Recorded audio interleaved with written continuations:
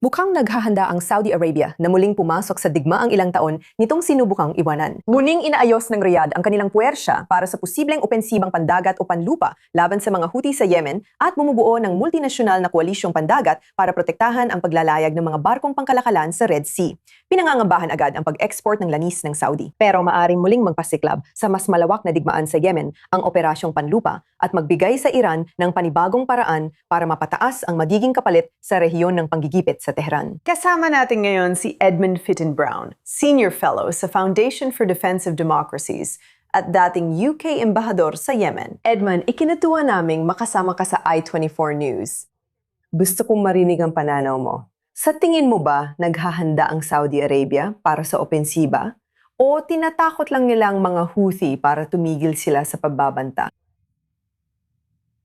Alam mo, ikinagagalak kong makasama kayo. Siyempre, malamang may bahagi ito ng psikolohikal na pagtatangkang takutin ang mga Houthi. Malabong magtagumpay iyon. Ipinakita ng mga Houthi na hindi sila natatakot o nagpapadala sa pananakot at nabuhay pa sila matapos ang digmaan laban sa Amerika noong nakaraang taon. Nakikipagbanggangan din sila sa Israel. Hindi talaga sila natatakot sa mga Saudi.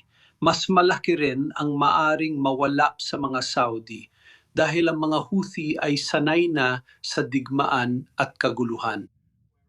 Samantalang ang Saudi Arabia ay umasa sa kapayapaan at katatagan para sa kanilang modelo ng negosyo upang mahikayat ang pamumuhunan at iba pang kaunlaran. Kaya sa pananaw ko, malamang ay kinikilala rin ng mga Saudi na kailangan nilang maghanda para sa posibleng labanan dito. At sa tingin ko, hindi ito ganong tungkol kung ang tunggaliang ito ang nagtutulak sa tunggaliang may kinalaman sa Iran. Sa palagay ko, ito ay mas tungkol sa tinatawag ng mga Iranian na kanilang axis of resistance. Ibig sabihin, ang Iran mismo, ang mga Houthi ng Yemen, ang mga Shia militia ng Iraq, at ang Hezbollah ng Lebanon. Pangunahin na lahat na nito ay bahagi ng isang pinagsama-samang Iranian front, naglalagay ng presyon sa Israel at sa Estados Unidos at sa kanluran, mga kaalyado ng US. At mahalaga sa tingin ko para sa US at sa mga kaalyado nito na mag-isip ng isang pinagsama-samang tugon para dito. Sa tingin ko, malinaw nating nakikita na simula na naging mas agresibo muli ang mga Iranian sa Strait of Hormuz. At talaga namang, siyempre, inatake ang mga tropa ng Amerikano sa Jordan bilang isang uri ng inisyatiba at hindi bilang tugon sa mga pag-atake ng US.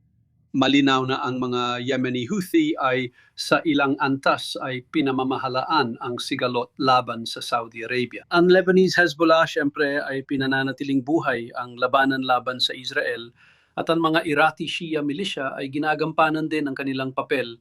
Bahagi nito ay laban sa Saudi Arabia. Sa tingin ko, hindi naman gustong palalain ng mga Saudi ang sitwasyon. Pero baka naisip nila na wala na silang ibang pagpipilian. Sinabi mong integrated na tugon. Ano ibig mong sabihin dito? Pwede bang humingi ng tulong ang kaharian sa mga kaalyado nila sa rehiyon? Kung oo, anong mga bansa ang posibleng tutulong kung mag-opensiba ang Saudi Arabia laban sa mga Houthi?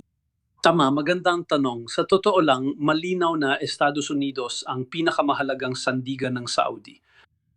Alam rin ng mga Saudi na hindi laging predictable ang mga pulisya ni Donald Trump. Kaya naman, alam mo, naging maingat talaga sila. Hati ang isip, masasabi ko kung anong gagawin sa digmaan ng US at Iran. Sa isang banda, iniisip ng mga Saudi na mas mabuti kung magpapakalma ang US.